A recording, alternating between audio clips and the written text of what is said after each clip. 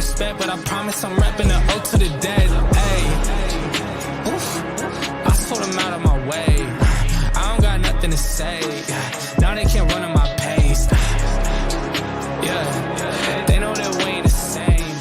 402, we rap the game. I told them this ain't a game.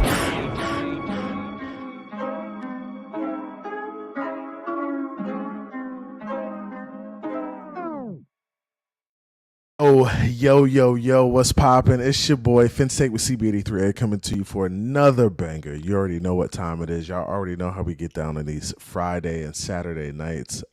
It's another, off weekend in the Miami Dolphins community. It is going bananas.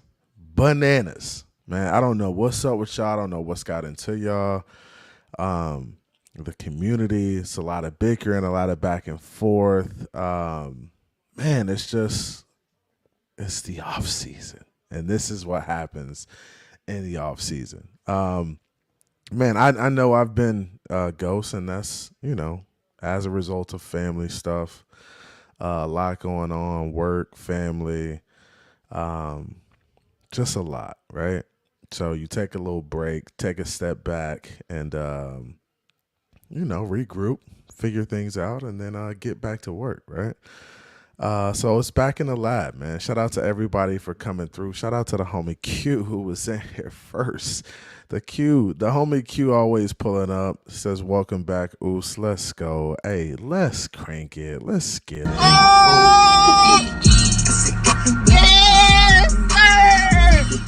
Yes, sir. Shout out to the homie Q in the building.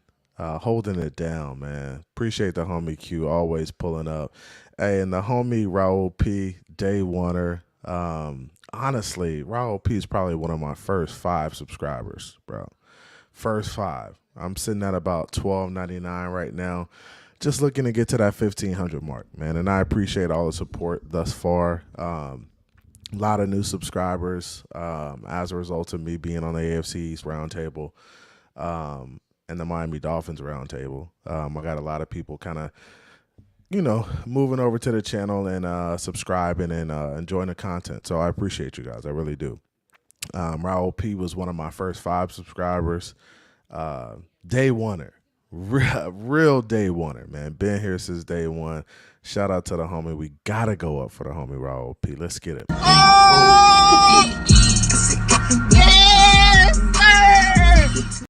Yes, sir. Shout out to the homie. Hey, Lo-Fi's in the building. Lo-Fi Anime NFT. I'll get you early with the like button. I appreciate it. Hey, that reminds me. Hey, we got 17 in the room. Do your boy a favor and hit that like button. Love y'all. Appreciate y'all. Y'all know how we do. We gonna get it cracking in here. I am gonna drop the link. You know how we get down over here. If you're new to the channel, just know it goes down over here. And Barry wouldn't dare. Barry would not dare do it. He wouldn't dare do it. He know better. And shout out to the homie Doug, man. Doug really took the high road, right? And addressed it, right? And that's what Barry wants, right? Barry wants the attention. Barry wants the subscribers. He wants the clicks. He's like a clickbait connoisseur, right? And when you're a clickbait connoisseur, you kind of do anything in your power to kind of gain that traction, keep that traction coming through. And that's what he's doing. He's just trying to bait Doug. And I told Doug, you really didn't even have to address him. But, since you did, and you can put it to bed and leave it where it is, man. But I support Doug and his efforts. Dude works hard, and he ain't going after nobody, right? Doug's a nice dude. Right. So I appreciate Doug and his efforts and how he approached it. Me, I don't know if I would have went at it like that, but it is what it is. And, Doug took his approach, and that's a win, man. That's a win for Doug. He gets to put it to bed and move on. Hopefully Barry can kind of keep his name out of his mouth and just compete. Like, if you want to compete, Barry, compete against – go. Just don't talk about it. Just be about it, right? I mean, if that's your feelings on it, just keep grinding, bro. And I know you buying. I know you got some people backing you. I know you putting money into your channel, into your marketing and stuff. I know you're not just doing Dolphins content. You're doing political stuff. You're doing whatever's hot, right? Miami Dolphins YouTubers, that's not our approach. We just strictly business, and that's the Miami Dolphins, man. So keep doing you. I don't shit on nobody game, but just keep doing you, man. But honestly, I had a conversation with Doug, TD, and Barry a couple weeks back, and it was nice. It was cordial, right? He didn't get out of line. He didn't disrespect Doug. Doug didn't disrespect him. Didn't even seem like he had any ill will. Didn't even seem like he had any ill will towards your boy. So that's why I was a little confused. I was like, man, Barry, this is out of nowhere. And I think somebody might have got in Barry's ear. It was like, yo, I mean, go at him, right? I mean, I think that's what the approach was. And he just looked a little weak as a result of it. Definitely looked a little weak. So shout out to the homie. Lo-Fi Anime in the building. Appreciate you hitting that like, man. Marino's Goat's in the building. Fins up. Shout out to the homie Marino's Goat. Always around, always supporting. Let's go.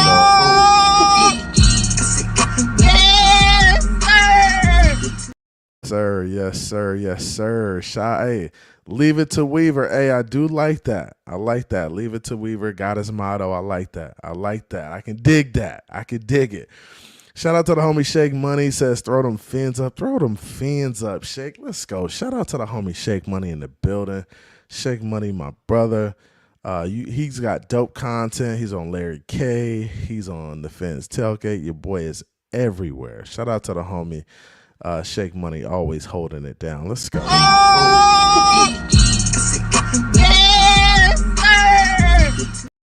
Hey, and I appreciate you telling me that. Hey, you guys can support the channel by clicking. You can hit the membership. You can join the membership. You can definitely do the super chats as well. Appreciate that. Any donation is greatly appreciated. Helps the channel grow.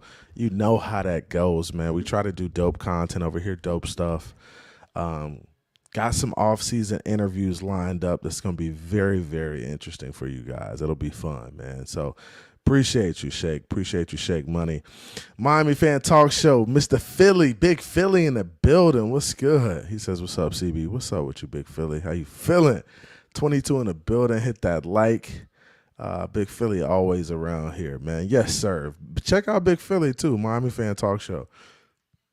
He got a real dope setup over there. He be doing some dope interviews too.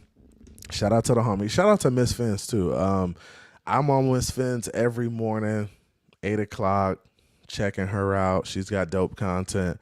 Be sure to subscribe to Miss Fins if you don't already. She's got dope content. New Finland, I see you. Fins Up just came over to shit on Beta Berry. Oh, they killing him. They killing him. Who gave him that name? Who gave him that name, Beta Berry? Who did that? Boy, y'all tripping. Miami Fan Talk Show says drama sells. Hey, it does. It does, man. That's what it does, man. And I guess that's why people be on it so much. People be on the drama, boy. The Fins Tailgate in the building. Look at these guys. Hey, you know they here for it. Here for the drama. DJ Drama. Hey, them DJ Drama Lil Wayne mixtapes was classics. Speaking of drama. Cat for Life, what's good? Shout out to the homie Cat for Life in the building. That's my homie in real life. Me and Cap have broke bread together with Batman, MCJB. We had a good time down there in the Yayo, man. Shout out to the homie Cat for Life in the building.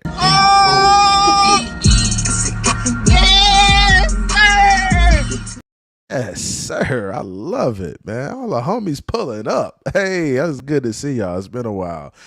Lo-Fi Anime says lines being drawn, sides being picked, all silly, sad drama sells. Hey, it does. It's crazy. I'm with the homie Doug. I stand with Doug, man.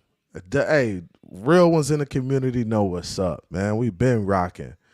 We've been rocking, man. These new cats be about this politics and all the clickbait, connoisseur stuff. We don't do that, bro.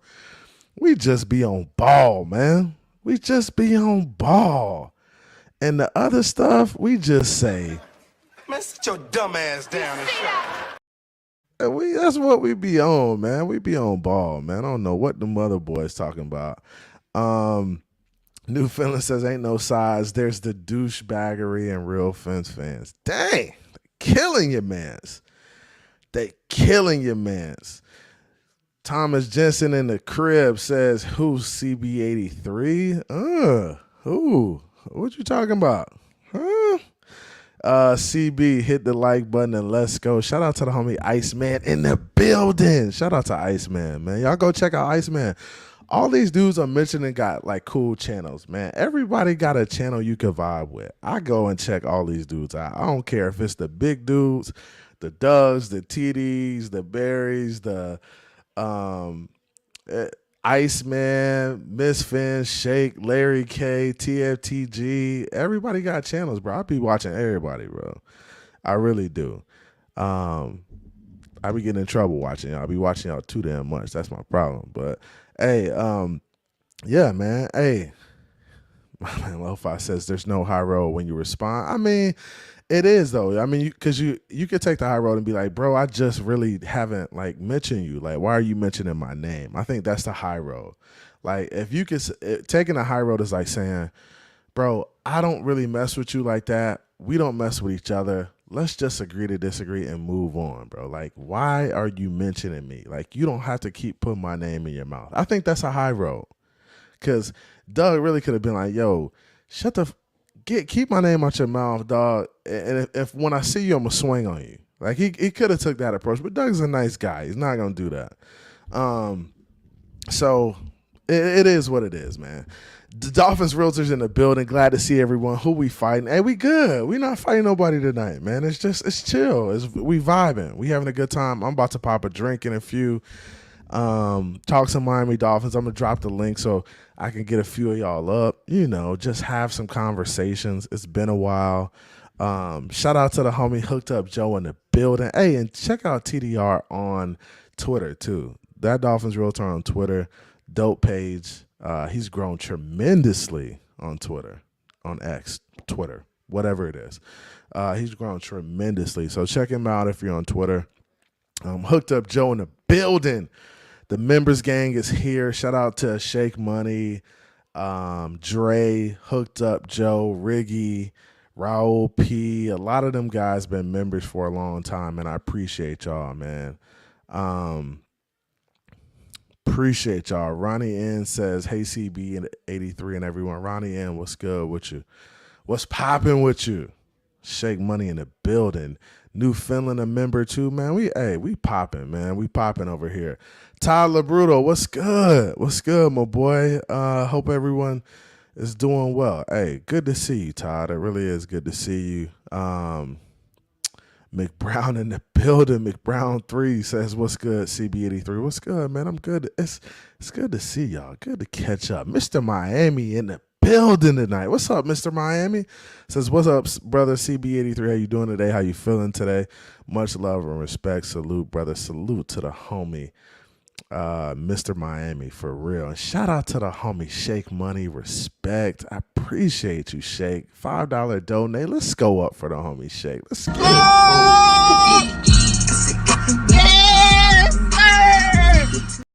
Hey, and this is what I'm going to do. I'm going to pop a special bottle I have for the homie Shake Money, man. That's what I'm going to do.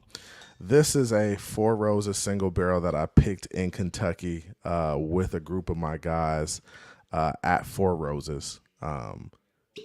Popping this bottle. Hey, shout out to the homie Shake Money. This is a Four Roses single barrel. This was actually picked by me and my guys at Black Bourbon Round 4. You see the tag right there says OC Bottle Shop. OC Bottle Shop is a liquor store in California that my boy owns, Jeff Hill. He owns a liquor store out there. We went to Kentucky and picked this barrel at Four Roses. It's a fantastic barrel. I love it. I absolutely love it. Giving Shake his flowers, having a drink for the first donation. Appreciate you, man. Appreciate you. Hey, cheers to the homie Shake Money. Shake Money in the building.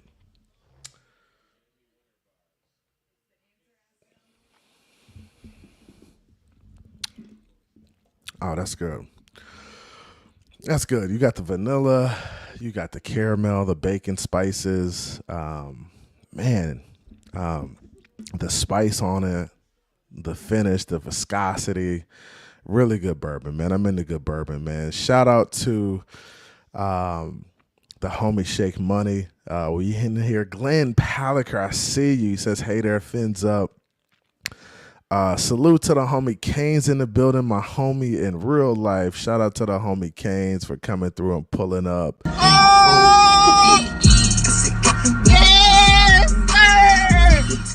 Yes, sir, Canes. You know how we do, my boy. Appreciate you coming through. I gotta holler at MCJB. MCJB is right down the road from me now too, so I gotta get up with MCJB and Von Joe. We gonna link. But yeah, man, shout out to everybody in the chat. I see y'all. Hey, we got a new member in the building. Glenn Paliker, the new member. Hey, I appreciate you, man. Hey, new member in the gang. Hey, we got to go up for the homie Glenn. Let's get it, Glenn. Let's go.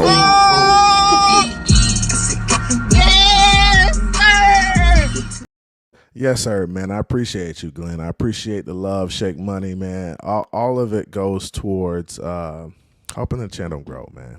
Helping the channel grow, man. I appreciate y'all. Let me get on some of these chats real quick, and then I'm gonna get to what we talking about. Fence Fan 7 says CB the leader of Tuanon. The leader. Dang, boy, they giving me hell. I like it.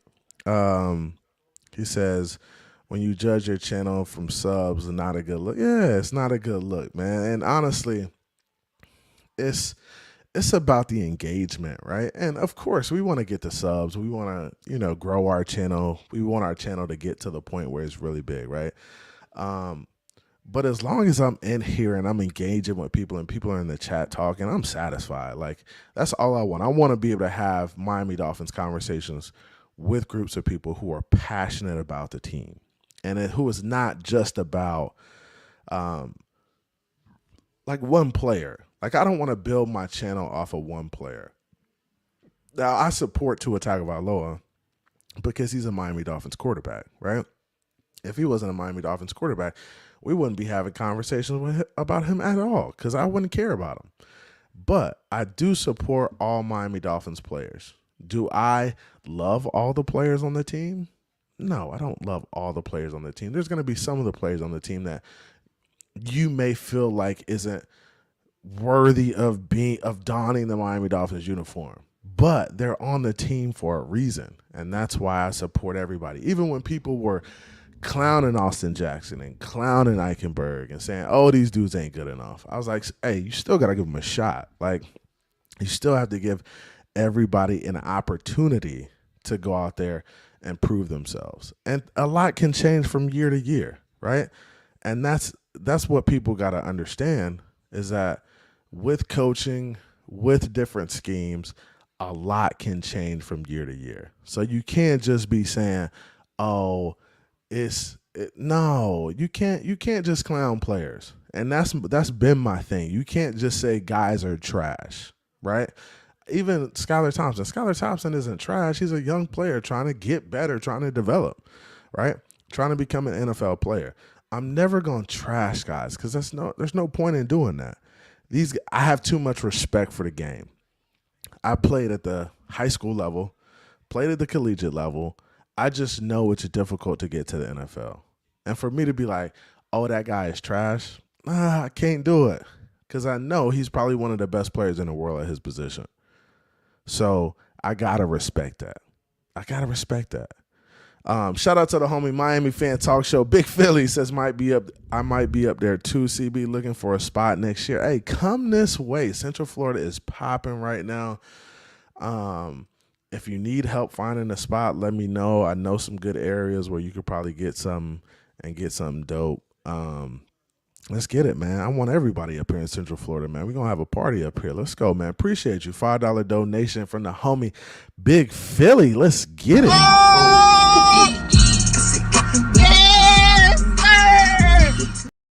Hey man, and I saw a lot happened since I've been gone.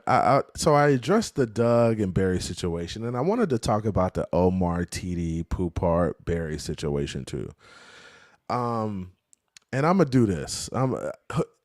Who y'all think won? And I'm gonna go Omar versus TD. Who do y'all in the chat think won the debate? Was it Omar or was it TD? If it was TD, put TD in the chat. If it's Omar, put Omar in the chat. And I know some of y'all saw it. If you didn't get a chance to see it, go check it out. Because I thought it was a good conversation. I would have liked him to go in depth a little bit more with some football stuff, but it was kind of surface level. It was real surface level. Miami Fan Talk Show, Big Philly says Omar. Fins TD says Omar. Ronnie Ann says TD because Omar was agreeing. Okay. Shake Money says TD. Okay. Todd says Omar. All right. Yeah, man. I mean, let me see who he said. Sharif says nobody won. Omar agreed with 10 points and disagreed once. And that was kind of crazy to me. I mean, I felt like that is something I agree with. I felt like Omar was doing a lot of agreeing with TD, and they made it seem like, they kind of gassed it on Twitter. I wasn't on the Twitter, but I was on the Miami Dolphins roundtable, and TD was like, yo, Omar's gassing this. He's making it seem like it's going to be a real duel, a real battle between us. And then when it happens, it's a bunch of agreeing. I didn't understand it. Because I thought it would be a little more back and forth. But what I do understand about these guys who are journalists, like these guys aren't used to being in the YouTube atmosphere where you're going back and forth with people, right? I mean, TD does this every day where he's talking about Tua. So I knew Omar and Poupart would be at a disadvantage when it came to, and Poupart typically kind of agrees with people who don't like Tua, right?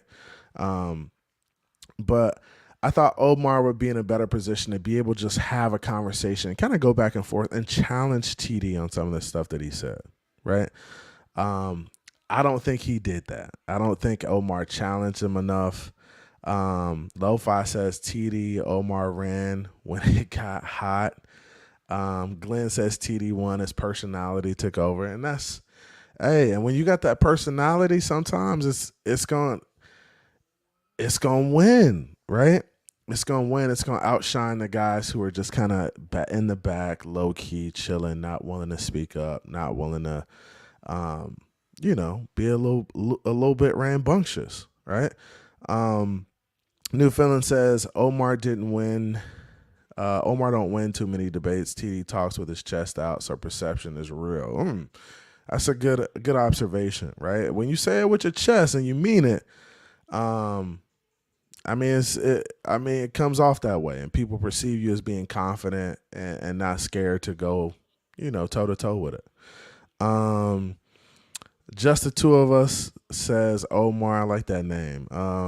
JR Black says CB nah, kid trash. Been fading Thompson since freshman year at Kentucky State. Made a lot of money fading him. Dang, that's crazy. Okay.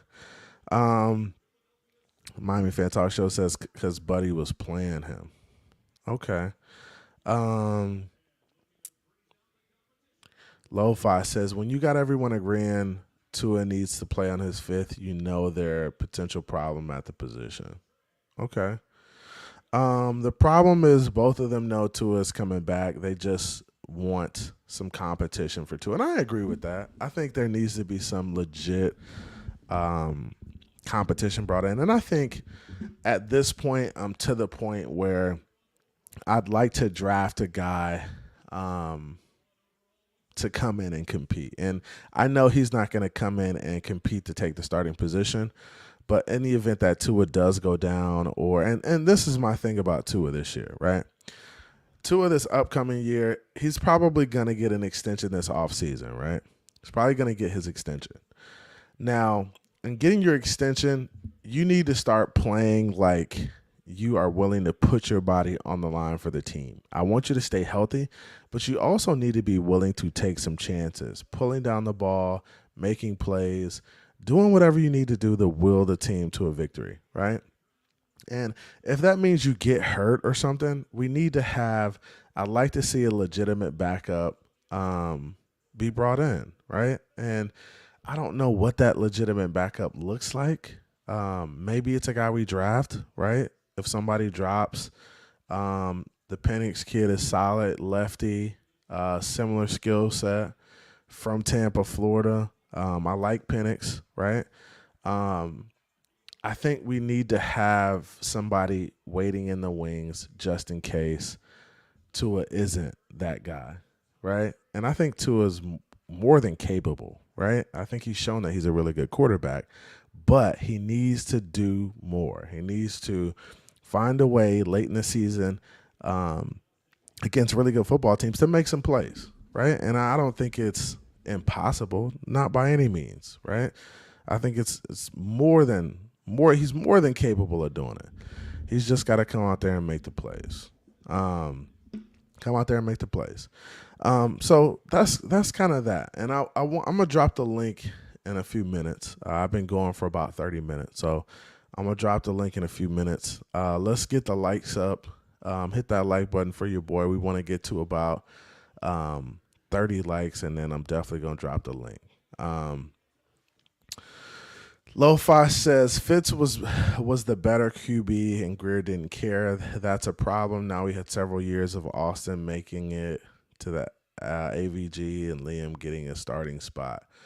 And Fitz was the better quarterback at the time. But what you guys got to realize is that the Miami Dolphins have 2 first-round picks.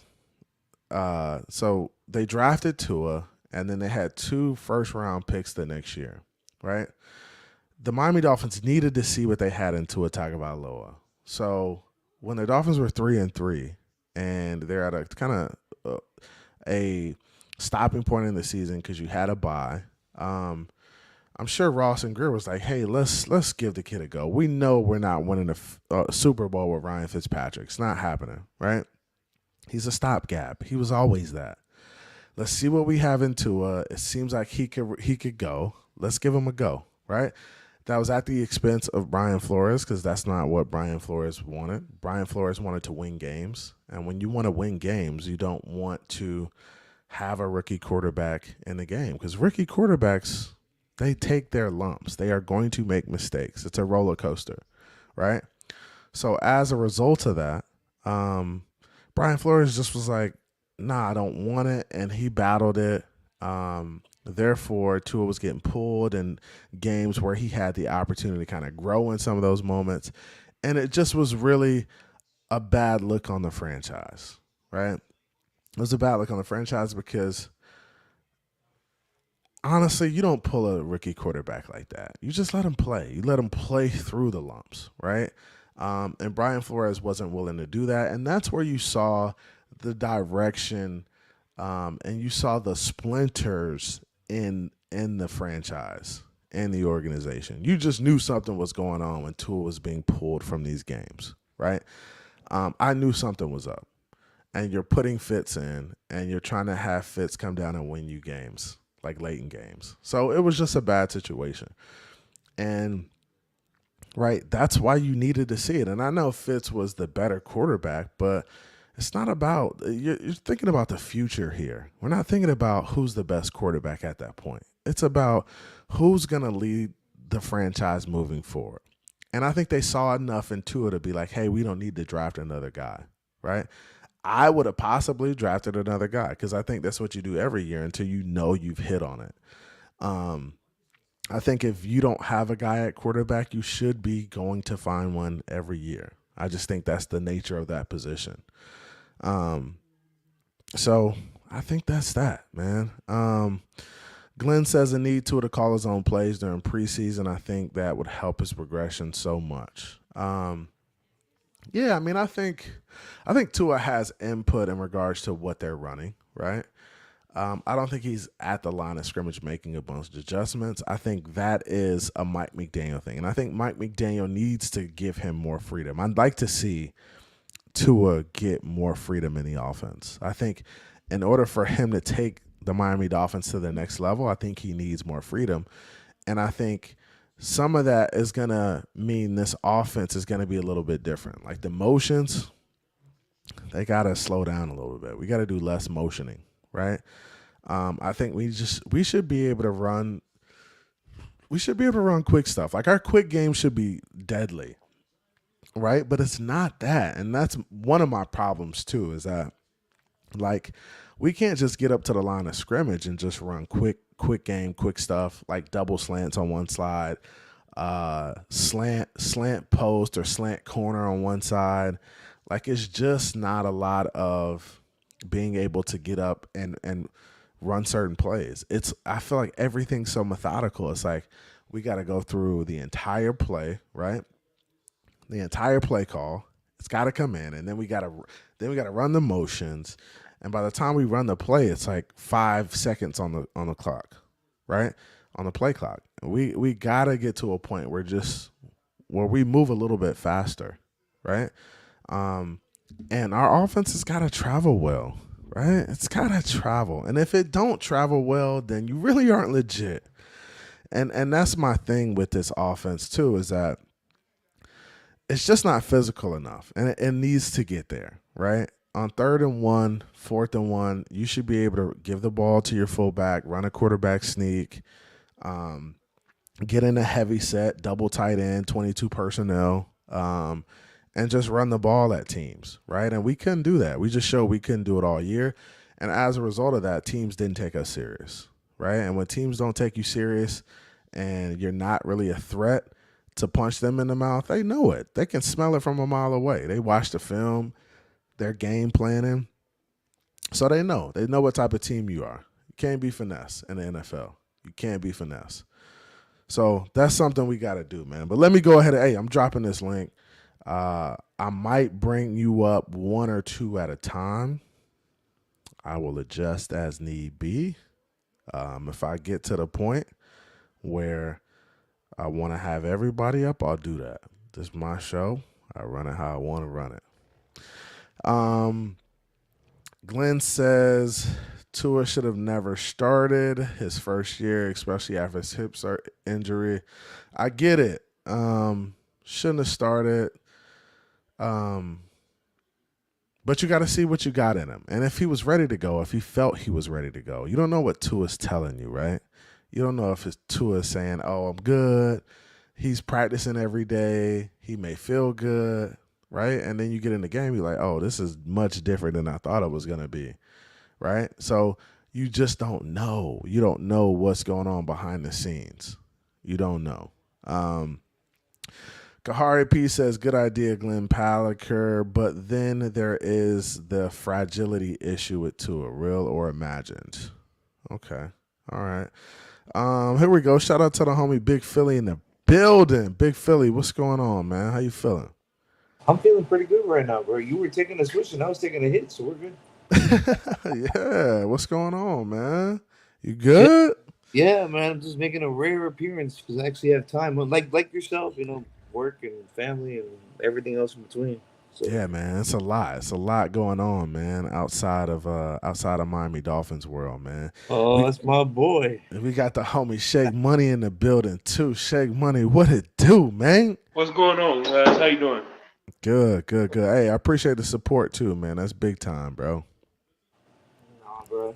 Not at all, bro. No, but one thing I just want to address real quickly is the fact that one of the reasons I'm a part of the Wolf Pack is because I'm a Brian Flores apologist, as you like to call it. Okay. And check this out. One of the things about the difference between Brian Flores and Mike McDaniels is I used to love listening to Brian Flores' press conference. I never missed one. Okay. Mike McDaniel, on the hand, I could skip a few of those things. Says he can skip a few, huh? Yeah. But no, the one thing he did say about Tua, he said he believes in letting his quarterbacks learn. You know what I'm saying? If they're not ready, let them sit out a year. He brought up Tom Brady. He brought up Aaron Rodgers. Look at Jordan Love. You know what I mean? There's certain quarterbacks. Even because you got to remember, even Jalen Hurts. Jalen Hurts was not drafted to be the Philadelphia starting quarterback. They already had a starting quarterback. But because he had injury issues. You know what I'm Yeah. saying? Yeah. So he sat. Patrick Mahomes sat. So there's a lot of instances where quarterbacks sat a year. I think he would have been a year removed from the hip. I think he would have been a little more confident in the playbook. I think there would have been so much benefits in if he would have sat. Maybe come in for cleanup duty here and there. But at the end of the day, I think it would have been more beneficial if he actually sat for that year and then come in guns a blazing year two. That's just my Yeah. opinion.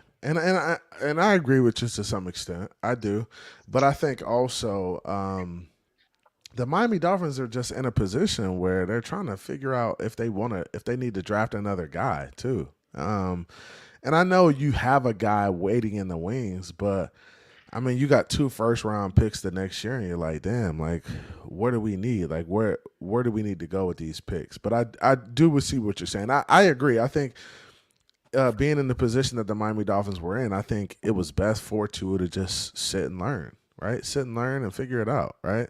And I think a lot of the young guys who have sat and learned are in a better position, like the Jordan Loves. Like, he's in a much better position now as a result of that. So Yeah, that's what. So two things. Wait, real quick, Shake. Just you were saying Jalen Hurts from the beginning when he was drafted, sat the first year, right? Because he Yeah, played the first year. He yeah, played 15 games, so he played the first game. But now I do agree with Jordan Love. But then again, too, that's what Green Bay does. That's what they're notorious for. right. So I want to see that with different programs. This was kind of like what you were mentioning earlier with TD and all them boys, right? So one of the things TD said, and that's where I felt like Omar kind of got him at, was where he had mentioned, bringing competition, in which they both agreed on, right? Right. But TD is fixated on Justin Fields, Right. and Omar said it right. One, you just said that you want to have this guy, bring him in on a 1 year, because remember it's his 5th year, Yeah. right? You're gonna have to pay him not this year, but next year. You're gonna waste a 2nd-round pick on somebody like that. It doesn't make any sense. And then on top of that, Omar says it himself. Justin Fields' camp is not going to allow him to be traded to a team like Miami. I agree with that. I agree with that. And people are saying that. And shout out to Iceman. I see you, bro. We definitely gonna get to it. But I agree with that. Like, when it comes to the Fields situation, like, he doesn't want to come to a team that has a starting quarterback and he really has to compete. Like, he wants to go somewhere where he could just play. So I understand that, but I do understand the concept of bringing in a guy like Fields to a Fields caliber to be somebody that pushes to it. I understand that concept too. But Iceman, what's good with you, man? How you feeling, bro? I'm good, bro. Chilling, bro. I'm just chilling with you today, man. I'm just vibing with you guys. Appreciate you, man. Appreciate you coming through, man. We got a couple homies in the back. Glenn Paliker, what's good, Glenn? What's popping? Hello. Well, I followed you on. Been listening to you on the round table, so I decided, hey, I'd give you a chance and stuff. Hey, Enjoy your content. I appreciate that, man. Hey, I appreciate you giving me a chance, man. That's all it's about, man. I think if people gave me more of a chance, man, we'd be straight. I think people would enjoy it. No, that's all it is. That's all it is. Now, I do remember when Miami was winning. I used to, man, I would think every year they would go to the playoffs. Yeah. I mean, that's back when Marino was at the helm, right? Man, I watched Miami win Super Bowls. Oh yeah, so you watching in the 70s, huh? You back then, yeah. So I was 5 now. I do wish they would win. I actually seen them lose to Washington and San Francisco too. Mm-hmm. And stuff. Yeah, man. My dad's a big Dolphin fan, so yeah, that's where I got it from, Glenn. I mean, I'm born and bred, man. That's just what it is, man. And I'm telling you now, everybody says, oh, it happened. I'm telling you now, what they did. I remember when Don Shula got fired, and they said he stepped away. He got fired, right? And they pushed him out. They pushed him out, and we were saying, This is not going to turn out to Dallas. We don't go down, and we're going to go down fast. I remember saying that when Don Shula got pushed out. He didn't want to. He was on coach a couple more years, but they pushed him out because of trying to change, man. And that's what it was. They felt like a change was needed with the franchise. And when that happens, when you push out legendaries, guys like that, you got to expect there to be some sort of downfall, right? Yes, but we didn't expect it to be that bad, though. We didn't. Coach, Don Shula could change with the times. That's the difference that people don't realize. What you drinking? It didn't matter what team he had. He would beat you with the team you have. If he had this team like this year, well, nah. Problem is back then you were able to do 2 days. You were able to be a lot tougher on the guys. And that's now what Don and Glenn, Don Shula was a lot tougher on his guys, right? Oh yeah, a lot tougher on his guys. They would have thought Flores was a dream, was a coach's player. Coach Flores. Yeah. Player. Hey, cheers, Shake. Hey, we cheersing on here, man. Cheers. Got redemption bourbon. I got some redemption bourbon. Okay, shout out to the redemption, man. I'm on the Four Roses. Mountie in the building. Mountie, what's good, man? Before you go, Mountie, I just thought of something. Hey, listen, if we had bad luck because we push out a legendary coach like Shula, I hope the same thing happens to the Patriots. Cheers. Hey, there we go. Shout out to the homie Mountie in the building. Mountie, what's good, man? CB. Hey, greetings and salutations to all the folks on the panel, man. What's up, CB? Where you been, bro? Man, ghost. I've been ghost, bro. I've been tucked away, bro. Tucked away. But it's good to be back, man. I mean, what's been going on since I've been gone? What's been popping since I left, man? Hey, the biggest, you know, and look, the biggest question mark is how we gonna retool this team, you know, deal with this salary cap issues and who we gonna keep, who's gonna go, do we gonna pay Tua? You know, man, do we make him play on his 5th-year option, which I think we should. Let's have a conversation about Tua playing on the 5th-year option versus paying him, giving him the extension and having the cap room to do something with your team, to do more stuff with your team, right? So do you guys want to not pay Tua and not have the ability to help the team out, or do you want to give him the money that he's going to command, and it doesn't have to be the max. He doesn't have to reset the market, but it gives you the ability to put some more pieces around the team and bring some more guys in. I'm gonna start with Mountie, and then I'm gonna go to Shake and Big Philly, and then we'll do it around table, and we'll just go like that. But this is the thing. I want y'all to just understand, if we're gonna approach it like this, if we're gonna approach it where, hey, we're gonna make him play on the 5th-year option, the Miami Dolphins aren't gonna be able to do some stuff to the team, right?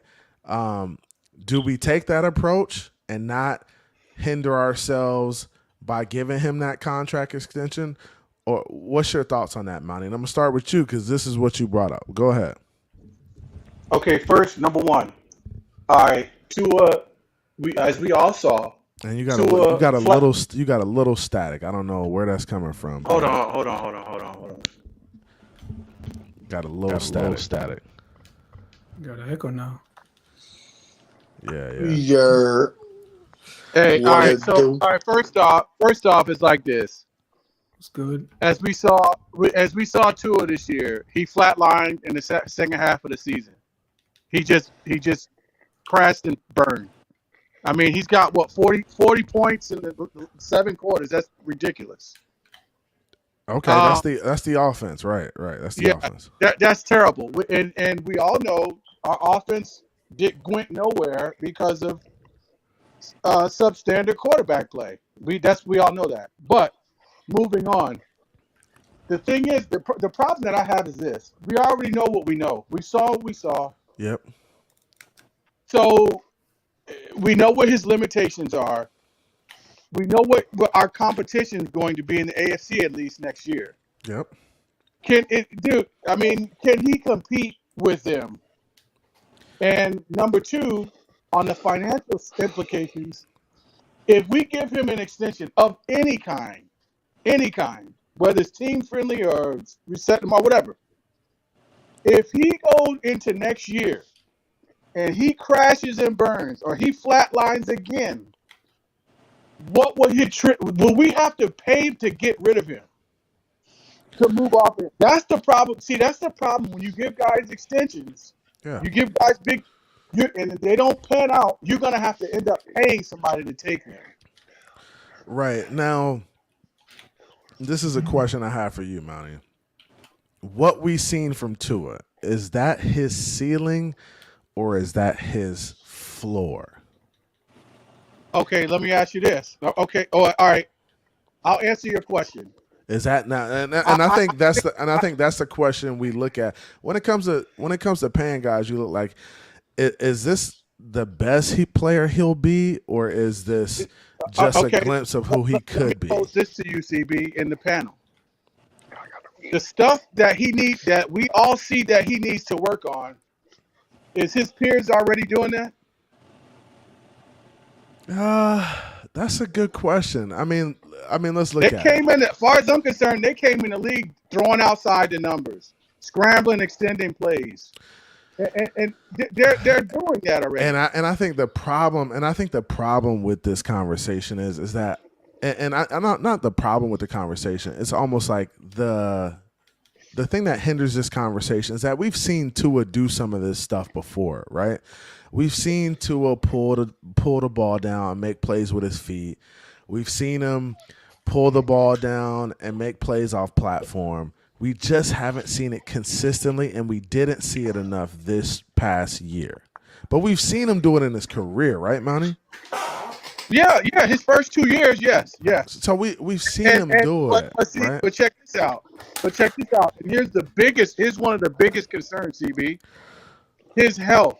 He's like one concussion away of leaving the game. Now, well, come on, I don't think you could use that. I mean, ask yourself, in the last 2 years, how many rushing touchdowns does Tua have? Oh, probably minimal, very minimal. None, zero, minimal, none. Yeah. Primarily because they're concerned. They're probably concerned of his health. They don't want him really running the ball. And I agree with that. And that's my thing about Tua as he stands right now. As it stands right now, Tua is just being coddled. He's being coddled too much, right? They gotta let him play. They gotta let him be a football player. He can't be the guy that just is a robot and has to stay in the pocket. He just can't be that guy. But let me go to Big Philly on this, and then I'm gonna go to Shake. What's your thoughts? Do we pay Tua, Big Philly, or do we make him play in the 5th year option? It depends. Do you want to open up cap or not? And that's the thing. Like, I'm asking you. What do you do? Do you open up the cap, or do you pay him, or do you make him play in the 5th year option? I'm opening the cap. Okay, so you're paying him. I'm paying him to open the cap. Yeah. We're gonna be stuck with him for 3 years, or 4 years. But what else can we do? We dug ourselves in it, so that's the way I look at it. Okay, and that's reasonable, honestly, because you kind of have put yourself in this position, and it sucks, but you're here, and you really don't have many other legit options. But go ahead, Shake. Go ahead. What's your thoughts? I was thinking about, is there any way you could restructure Hill, get some voidable years? At the end of the day, those voidable years, if we have to move on from Tua, we're going to be paying a rookie contract, so it's not going to affect that much. Structure Tyreek Hill. But you're saying, is he playing on the 5th year? Is he playing on the 5th year, or are you giving him the contract extension? I'm going the 5th year. Okay, all right. So you say give him the 5th year and just try to create some other space by restructuring Tyreek and stuff like that. Yeah, there's other players you could restructure and make okay. space. All right, Glenn, what's your thoughts? Well, first of all, if you don't sign Tua, you're going to lose Wilkins, and Wilkins is the defense. You cannot do both. That is a good point though. That is a good point. You have to think. Hey, you don't sign to restructure a bunch of players for down the line to kick the can down the line.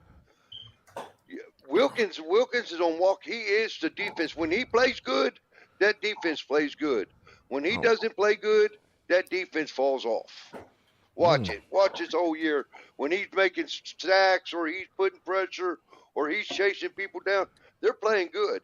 When the defense was limited at him, that's when we got hurt. But yeah, you have to think of who we have to assign.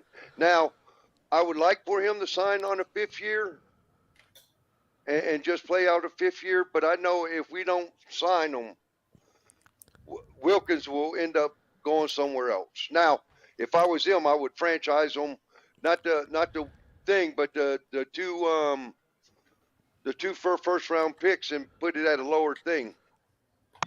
Yeah. Okay, I see what you're saying. And Glenn, I like transitional tag. I like transition.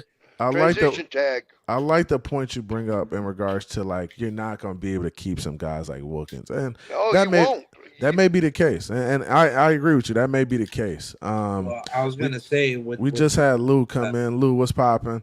What up, Lou?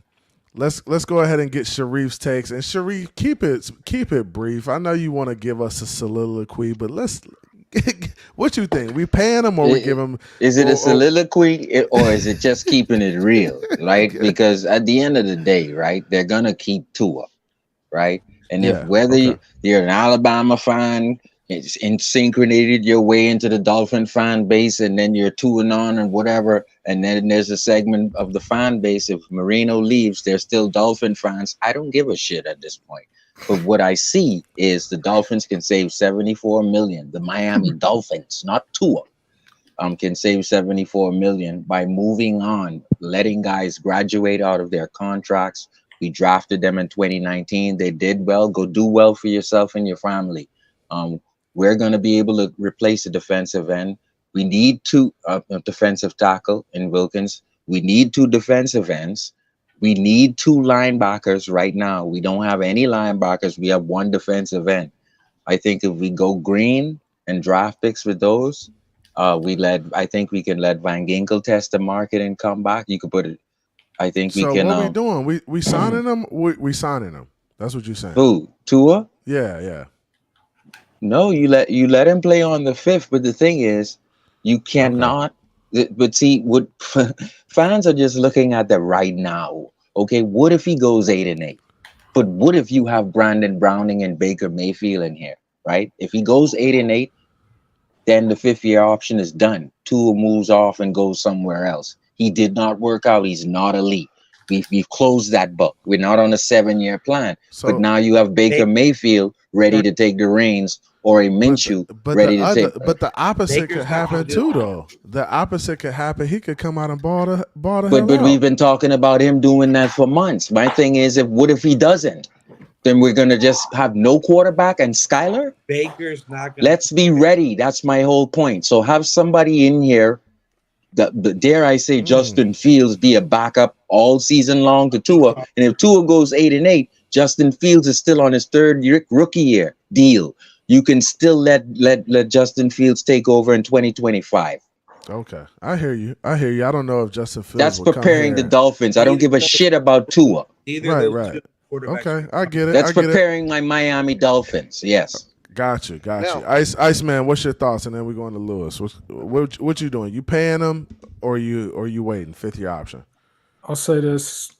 Forget about the stats. I know he did very well, but at the end of the stretch, it was just abysmal. December, January was terrible. I know that a lot of us are saying the 5th year options. I get that because we want to be the safe play so we don't get screwed in the long run if he doesn't do what we expect him to do next season. But I say pay him the contract. But as a Dolphin fan, for real, I feel some type of way because I've been duped with that with Tannehill's year.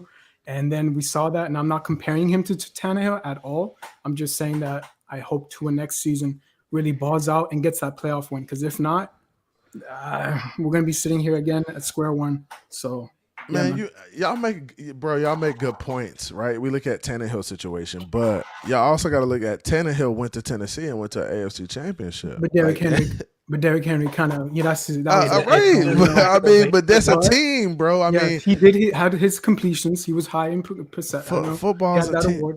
Yeah. I think football's a team game, man. Lou, people be acting like Tua done something and we need to let him do it again. CB, he ainain't done nothing, bro.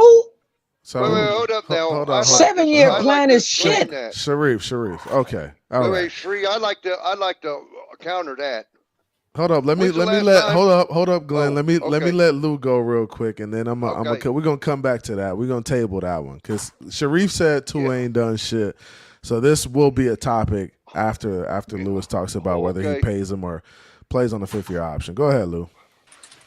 Hey. Well. First of all, is this a new channel or something? I ain't never been here. I don't know who this is or nothing. But shout out to everybody. Shout out to everybody on the panel. Thanks for letting me up. Of course. But absolutely, CB. Listen. The last comment about Sharif. Let me start there. Tua's earned a contract, right? I just think the fan base we get crazy because it's about the numbers, right? If I came and I told you tomorrow we wake up and Tua got an $80 million contract, everybody is jumping for joy. But if that number is $215 million, everybody's in an uproar, right? Right. What I'm doing is I'm paying Tua CB, but I'm trying to go and trying to do some research and check this idea out because I heard somebody say, I think it was Big Philly, right? Talking about we're going to be stuck with Tua for the next 4 to 5 years. See, we get caught up. Let's not worry about that. The Baltimore Ravens, when they just gave Lamar Jackson his $191 million fully guaranteed, right? That's his contract. Forget about what the actual number is. It's 191 fully guaranteed. They front loaded that contract and gave him signing bonuses or whatever, a massive deal of 135 million at signing. They're only on the hook now. That's why they said that Lamar Jackson was a team-friendly deal. Because basically they only have about roughly, I think it's 57 and a half, almost 58 million, something like that, in guaranteed money left on the deal. So essentially it really turns out to there's an out after your second year, really. You see what I'm saying? And I think now whether Tua gets 191 million, because Lamar had a playoff win and already an MVP, right? But that's what I'm looking to do with Tua, CB. I'm going to sign him, but I'm front loading the hell out of that thing. So most of that money is out, and I do have an out maybe to get away from Tua after 2 years. And that's what I'm doing. Instead of turning that 4 or 5 year plan, hell no. I'm willing to give you the deal, but there has to be an out for me too in that second year. And I think that's a solid play because you want to safeguard yourself just in case Tua isn't the guy, right? And you don't know if that's going to be the case, but I mean, he hasn't shown you everything, but he's shown you enough to get a deal, and that's where we're at with this. Because Sharif was like he hasn't done anything. I disagree with that. He's done enough to need competition. He's done enough to need competition. F that. Greer said it himself. I should have brought competition for Tannehill. I ain't going through that, CB. And listen. We need to start asking these content creators who have all these subscribers, when were you a fan of the Dolphins and how long were you a fan? Because we found out Omar Kelly is still not a fan. We found out that Alan Poupart is still a Chargers fan, for crying out loud. Come on, man. CB, real quick. CB, you coach, right? Yeah. Let's end. Can we please... right, and this competition of this word competition. Let's break it down for people, CB, right? If you bring in a Justin Fields, right, for the word competition. Now, I'm just talking about the word competition. Imagine a guy in Justin Fields that's already 2 years into the league. He's had mechanical issues, right? His timing rhythm is kind of off, right? No, I'm not talking about the athlete he is. He's just not the thrower of the football like Tua. Now imagine CB, a guy like that. Now, again, the key word is competition. What do you think Justin Fields is going to do in an OTA when everything is scripted and scheduled, right? The players get a script of what's about to happen. right? It's Do you good. think Justin Fields is going to be able to compete with Tua, a guy that's been in the system for 3 years, knows the building in and out, just the comfort, being comfortable? You think he's beating Tua out in a competition now in OTAs, training camp, and a preseason? I want him to Do you compete think with he's beating Skylar him out? Lewis. I want him to compete with But Skylar. that's not though. a. But they said that's that's not a not viable. competition, bro. It's They not s- no competition, bro. They said What it. competition? We're talking about purely competition, not if he can beat them out. If you listen just to the my word competition. explanation, it was But preparing All my right, but hold on, Dolphins hold on, team. Sharif, Never mind, Sharif. never mind. There are people in the building who watch Skylar. There's a reason we brought in Mike White. Come on But now. if we don't, Like, hold but- on, hold on, but- hold on, hold on, hold on. There's a reason. Mike White beat out Skylar Thompson in training camp, right? There's a reason he was brought in. He wasn't brought in because Skylar Thompson was a viable option as a number 2. He was brought in because the team thought they needed a better option at backup quarterback. Like, let's CB, do be you want to real. prepare your Dolphins team to be in a comfortable position to move on next year? Do From you Tua? want to, or do you want? From No, I'm Tua? just saying, if someone goes 8-8, and if that's Tua, do you want your team to be in a comfortable position to transition off of a quarterback who failed? Yes or no? Yes or no? If our team goes 8-8 and it's all Tua's fault, then Oh my gosh! like, come on, if bro. he goes 8-8, the title goes where it goes. If he loses, they're gonna say it's him. Maybe not me and you. They're gonna say the quarterback went 8-8. Yeah, Do but you if want you your go team to be 8-8, prepared? If real Do you football want them people to be But what's prepared to prepared? transition? So Nah. you mean you want Baker Mayfield who took his I'm team saying 9-8. I don't want Skylar in here if we go 8-8. I want somebody in here in the waitings, not to start, not to But take to what do his you- job, what do you but think about someone in the drafting? waitings. What do you Is think that about- wrong? Am I wrong for that? For What do you- preparing my team? Sharif, what do you think CB? about drafting somebody? Like, No, Yeah, you could draft I'm thinking somebody, for about sure. bringing a Minshew, a Baker, a Justin Fields, a right. Browning. Bring somebody in here to back up. Hey, CB, now check this out, right? Now check this out, All those CB. quarters went Sharif back 8-8, by the passionate. way. Just I so you know. know. Hey, Tua played very well last season, right? Had Yeah. injuries. Then he played very well this season. No injuries, full season, right? Mhm. That's 2 seasons of playing well. Let's say we bring in Justin Fields. I think he just completed his 3rd year in the league, right? So Yeah. next year, if we trade for him, he'll be in Miami for his 4th year. Let's say he got on the field and he played well. You want to move forward. Guess what you got to do with Justin Fields? You got to pay him. Play right? him on his 5th year. You gotta just give him his 5th year so- option. We've so seen the you're just gonna be contract, calling Lewis. the 5th year. So you would have to pay him though, CB. Right? No, I you heard would have say 2 it. years You're gonna rights have- to him. Actually, you'd have 4 because you could franchise him twice, Lewis. and so you would franchise him and then give him 55+ million just for 1 year. You can franchise him twice. Remember, you have And then 4 you would pay rights him years 6 to him. You would pay him 110 million. Then let's say My point under is, franchise for 2 my years. point is, he has Fully a 5th year guaranteed against the option. cap. He has a 5th year Come on, option Sharif, along let's with the talk fact that serious. you can Sharif, I franchise think- him twice. Let's Sharif, talk ball, bro. I think you're being a little. You bit, didn't know how long you could keep him and all. I had to freaking correct you, bro. No, but Sharif, He I didn't think, know. Sharif, I Sharif, know you can franchise him, but the problem is You didn't the know about the franchise 5th tag year is 1 option. year. You did not know.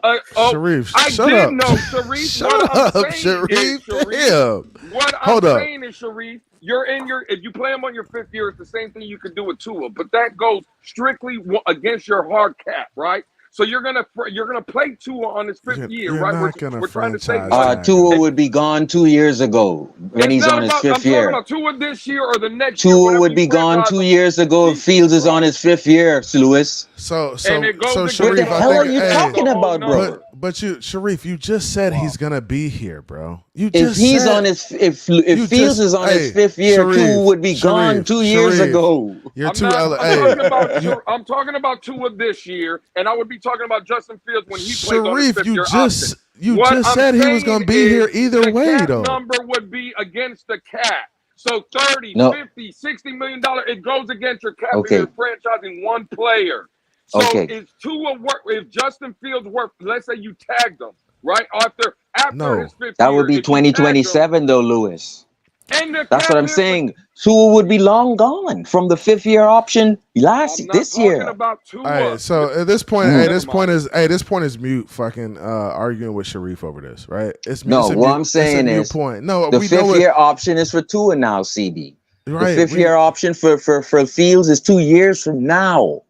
And I get Lewis what you're doesn't saying. know that. It Why do seems. you? So first of all, why do you think Fields I is do coming know here? that. What I'm saying is the Why cap do you would think? be the Why do we 24 think million for Tua this Fields? year is against the cap. But Sharif, and why we do don't we have think money Fields? like that. Why do we think He's Fields is making coming here? $6.5 million a year. That's what Justin Fields will be making when he comes to the Dolphins, bro. Sharif, why do you think Fields is coming here to back up Tua?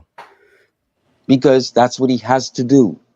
Because he's moving. Because I think they're gonna get Blake Mayer, or they're gonna get one of those It's not dogs. the case. So what I want you to realize is players kind of have a choice in where they go, and he's not coming here to back up nobody, bro. And then he would go It's to. just not realistic. You I think he can beat your best bet? Your best bet is drafting a guy. Point Maybe blank. Period. I did say Browning, Baker Mayfield, Minshew. I just didn't land on Justin Fields. Maybe people love him. And which I wish I get, but Baker will not come here, dude. Can we get that dude from You Michigan? could bring in Minshew I'm saying or Browning. if Tua goes 8-8, we have You could bring somebody one of in those here guys, other but than why would Skyler. Baker That's all I'm Mayfield- why would saying. Why Baker would Mayfield just won a Mayfield playoff game. He's not coming here to sit behind. Yeah, So why would nobody Baker wants a Mayfield or quarterback to Justin move Fields- off from Tua in his 5th-year option if Tua goes This is 8-8. They ridiculous. just want Skyler in here next year. Hold on, dog. Damn. Yeah. Hey, I'm just sorry, it's not happening, man. Fields ain't coming here Okay, to. you just want Skyler Right, in right. here. Then okay, fine. But I mean, honestly, It's not what we want, bro. It's what's here, dog. It's what's I'm here, not dog. gonna agree. Hey. bro. That doesn't make sense what you're saying, bro. It was Sharif is saying he doesn't want to tie his hands with Tua. I get it, but if you say Gardner Minshew, okay, I can agree with that. Gardner Minshew might come play. He might come play backup quarterback Baker will here. not come here. He's not going to come to play. Baker not coming here. Baker nor Justin Fields, because there's None two of in them the league that are Yeah, looking for yeah. starters, and they would want to start. They Why are don't you want to sit. entertaining that? Minshew, okay, Browning, Minshew, I okay, get but okay, Baker and Justin Fields, there's other teams that they could go and probably start. Why And would they wanna gentlemen, sit? since we've been through this for 20 plus years, it would put a fire under Tua's butt, which we enjoy as Dolphin fans. We want to see the best out of someone when competition could potentially remove them, especially if he goes 8-8. We have somebody in the waitings, Man, and you Skyler keep can saying challenge it's them. 8-8. Man, Tua ain't went 8-8 They're not yet. going 8-8. Listen, all I'm saying is, That's what they're not realizing, bro. Yeah, like we haven't went 8-8 in a long time. I So don't think that's what Tua needs anyway. I don't think besides, Tua we looks can't like go that. 8-8. We got to either go 8-9 or 9-8. I think Mike McDaniel shows the utmost confidence in Tua and hasn't shown nothing about himself that it says he wants to move off of Tua. So I think that's where the confidence of Tua, getting pushed. It's from people that actually believe in him is what it should be at least motivating them, not bringing in another guy. That shit shouldn't motivate. If we all believe what we believe about McDaniel and the guys we're bringing in the building and shit, then, bro, they got to show up and play better, win the moment. And it's not about Tua or any running back or linebacker. It's I as agree. a collective, as a unit, as a team. I can't believe you guys got me out here sounding like goddamn CD83. He sound like me, bro. Okay. You gotta just show up and play better. Okay. You gotta nut up or shut up, bro. This is what the cap says, gentlemen. But hold The up, man, fuck the cap for a second because we're having a real conversation, right? This team is a good football team. But when the motherfuckers do not come to play and they are lollygagging and when they're soft and they're not violent, right, they get beat, right? This team has enough talent on it to win a lot of meaningful football games. And a lot of them are going to graduate and move on. Let's not. And some of them will move on. But we will be able to bring in some guys who are better than the guys that leave. I guarantee you that. And they will be draft picks. Jerome Baker might not be here. We will have a better linebacking core He next will year. not. He will. And we will be better at linebacker next year. What I'm saying is that this team is good. Tua is good enough. The team is good enough. They need to look themselves in the mirror. Mike McDaniel needs to look himself in the mirror, and they need to say, hey, we need to get this shit done. Because like Tyreek Hill said, there's no more excuses, bro. Like the team is good enough. The talent is there. Like we talking about tying our hands with Tua. I don't think Tua is the total problem here. I think it's this whole I don't think he's the team. problem. CB, my whole thing with bringing someone in is we were not prepared to have Tannehill transition on his last year when his leg popped again. We did not have someone in, and we can now have someone in just in case Tua fails. His 5th year ends, and the new guy Sharif, can just this is what I transition want y'all. right in. This is what I want to ask you, And Sharif. How many that's all NFL look? How many NFL teams are prepared to keep everything rolling when their starting quarterback goes down? How many NFL teams are prepared to keep the shit rolling? Just pick up where it left off after their starting quarterback goes down. And one thing I want to bring up too, everybody. Bro, you're not. Hold up. He's not, Sharif. You're not being realistic, and that's my problem with you. Is that you're not thinking this through, bro. You're saying every person does just not want to move off a Tua. I'm just saying, bro. There's a lot of NFL teams that if the starter went down, bro, the season is over, dog. Yeah. Right. Like when Joe Burrow went down, the season was over. Tua didn't go down last year. That's what but Tua didn't go down. People want to bring in Browning when Browning couldn't do that. That he couldn't keep the shit going.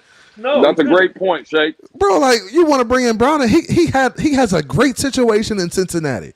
I don't think Tua will get hurt, but I just saying if he doesn't win what we want him to win. He has a better situation. But if he doesn't win a playoff game, Sharif, stop talking over me, dog. He has a better situation than we have in Miami. That system, that offense has been rolling. That system, that offense went to the Super Bowl with Zach Taylor at the helm. Like, and he can't step in for Joe Burrow, and you want him to come to Miami and make the shit work. But like, no. Who said that? I said back up. Back up Tua and went, bro. So when Tua goes, who said that? So when Tua goes down, you think Browning's gonna come? Tua will not go down. I don't think Tua's going down because I think they're gonna.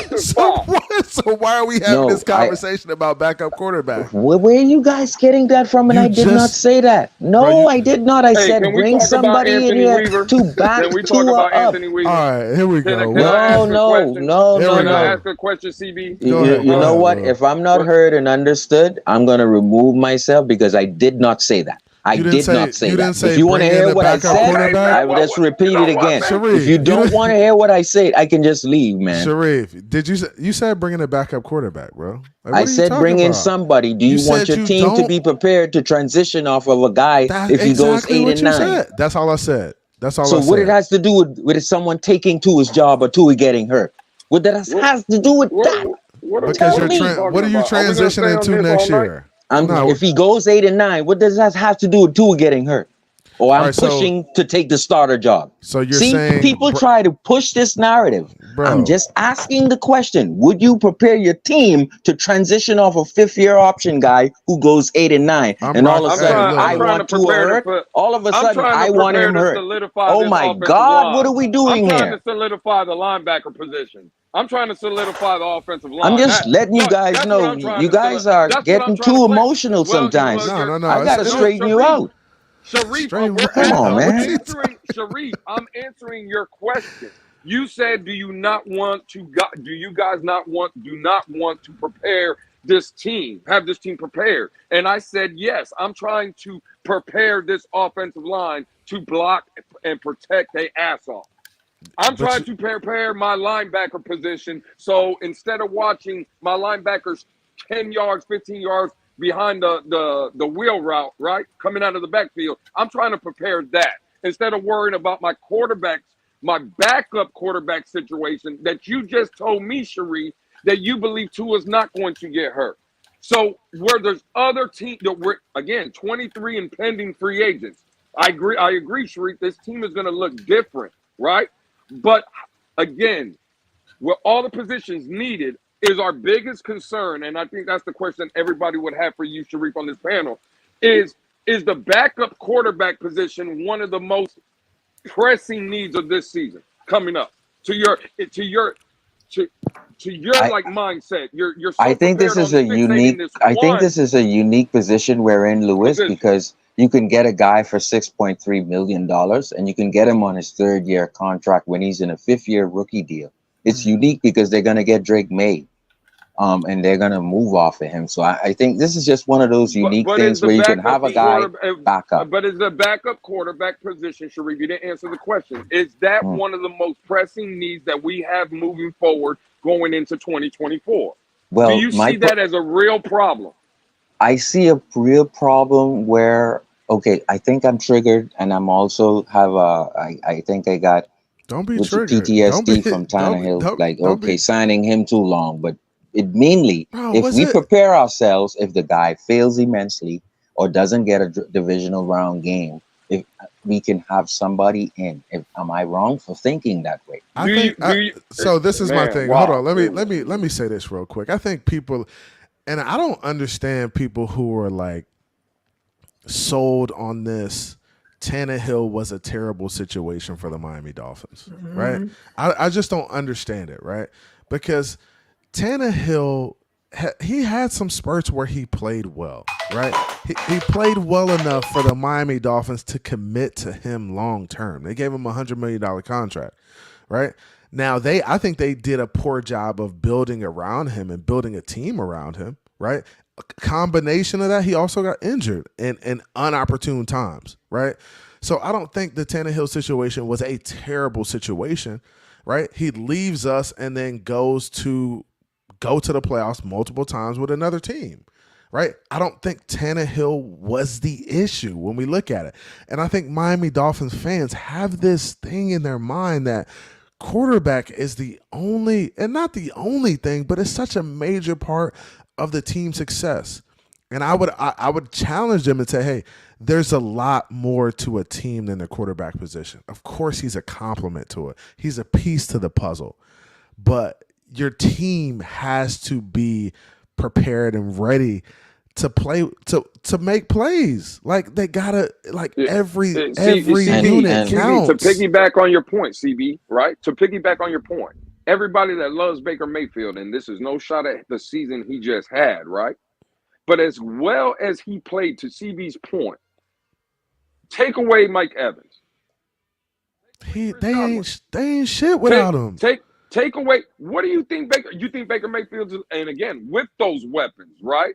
With the weapons he had, with the defense, that same defense that's intact, the same defense that won the Super Bowl, right? 8-9. He won the division with that elite guy that put the team on his back, that could do no wrong. 8-9 in one of the worst divisions in football, or 9-8, whatever it was. I think they went 9-8. Yeah.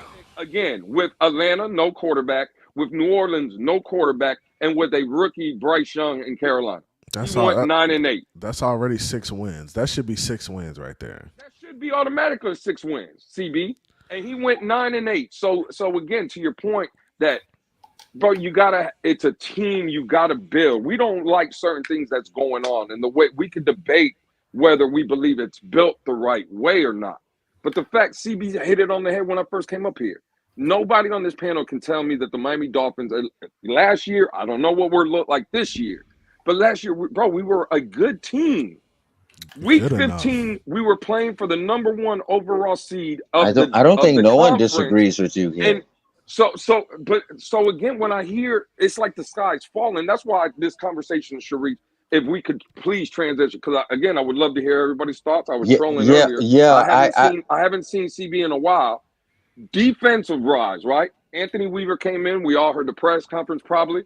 What is everybody's thoughts of what you heard? Let me get out of the way first, because I've already broke it down. If you allow Christian Wilkins to graduate, Jerome Baker to graduate. What are we talking about, bro? What are we talking about? No, I'm talking about going green with Anthony Weaver's. Anthony Weaver's defense is going to need green linebackers. We need 2 defensive ends. We need two linebackers. No, I'm talking about what your initial thoughts of him, though, Sharif. When you heard him talk and what I did my research. I'm sorry, Lewis. I did my research. Dude Do you know this guy leaves people on islands to zero blitz, amoeba, and it's basically, I forgot what Flores called it when it's all like it could change So game to what's your game. thoughts? So what's your thoughts on him, Sharif? Do Anthony, you like it? Anthony What's Weaver, Dude, your what he views? said, what he said in his dude, press conference, he he said this team changes is their game to defense. game like Flores. I think he's gonna have the bomb defense, what we love. And Hey what man, was I'll holler at y'all exciting? boys, man. What was exciting about third downs, guys, 2 years ago? On third downs, our amoeba standing 7, that would bring us to our TV sets and it would make us stand up to just see if we would strip a fumble or just So someone you won't so get it. you so you think it so It's going to you be exciting on third downs on okay. defense again. So you think it's gonna be exciting. I got you. All right. Yeah. I like it. Shake Money, what's your thoughts on Weaver, man? I'm gonna be Weaver. No, I'm just playing. I think. Shout out to Shake Money. No, I like the linebackers. I'm a little upset that we got rid of Sam Madison, but I like the linebacker coach he brought in. Okay. I think he's gonna be like he's a true developer. I heard a lot of people, YouTubers talk about him. I like the outside linebackers coach. I think he's putting together a good defensive staff. So I think the thing is he knows he's going to be playing with a bunch of like, to use Sharif's terms, green players. So he brought in a bunch of teachers and developers where, you know, Brian Flores by nature was a linebackers coach, so he didn't need to fill up this. That's why he brought in Anthony Caponelli. I think he was more grooming him than he was the linebackers. You know what I mean? Right. I think I love the staff. I love his demeanor. I love the fact that he's going to be like the Mike McDaniels in the defense, because at the end of the day, this in your face like Brian Flores approach isn't working anymore. So they got, at least with this roster, and I think they're going in a new direction. I like it so far. So far. I like it. I like it. Can I just say to Shake's point? Hold up. Let's keep it going. We got to let some other people talk, Sharif. Go ahead, Big Philly. What's your thoughts on Weaver, man? Damn, Sharif. Leave it to Weaver. I'm just glad that he wants to be here. When we look at last year with Fangio, we didn't know if he wanted to be here. We're kind of in limbo with Philly. Mm-hmm. I'm happy that we have a coach that actually wants to build this roster and actually want to be here and create something. That's going to be That's a really good point. It's going to be a nice little thing. Something constant would be nice. Yeah. And that's a really good point, man. And go ahead, Mountie. Mountie, what's your thoughts on Weaver so far? Look, I don't really have a lot to say. He sounds very optimistic. He sounds like he's a pretty intense guy. Mm-hmm. He believes in coaching and teaching and basically leaning in and believing in his guys and for them to go out there and execute. I know one thing he made mention of, that he likes, either he likes or he was mentored by certain great defensive play callers in Romeo Cornell and Rex Ryan and the guys like that, Wink Martindale, stuff like that. So, hey, I'm excited, bro. I'm excited. Yeah. Glenn, what's your thoughts on Weaver so far, man? You there, Glenn? Hold on, let me take. Are you on mute? There you go, Glenn. Glenn, there you go. Oh, there I am. What happened is he's unproven as a defensive coordinator. You're taking a chance. Yeah. I don't know how it's going to turn out. I mean, we could do zero blitz and get burnt all day. Teams have learned how to work that zero blitz now, especially the good quarterbacks. So you have to know how to mix in the zone, press, zero blitz. You have to learn how to mix them in. That is what I don't know about Weaver. I don't know what he's going to do or how he's going to coach in that situation. Problem was last year it was getting to a point that most people knew what Miami was going to do most of the time, and that was that zone coverage. Sit back. Yep, sit back. Now, Fangio did a good job. We were ranked in the top 5 at one time after starting 31st or 32nd after first week. So he did work them in. So people telling me that the defense can't learn or the players can't learn, well, that's false because they did. They learned throughout the year how to get better. Now, at the end of the year, the defense did take some hits that kind of hurt them, and they couldn't get no pressure on the quarterback anymore. Yeah. So that's really hurt unless they sent the blitz. But Weaver is unknown. That's the thing about him is he's just unknown. I just don't know how, as a defense coordinator, how he's going to do it. Now, do I like his attitude? Do I like his what he says? Yes. But just don't know, right?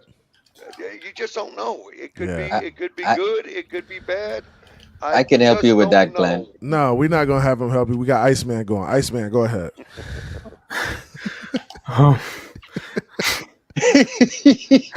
Y'all wrong.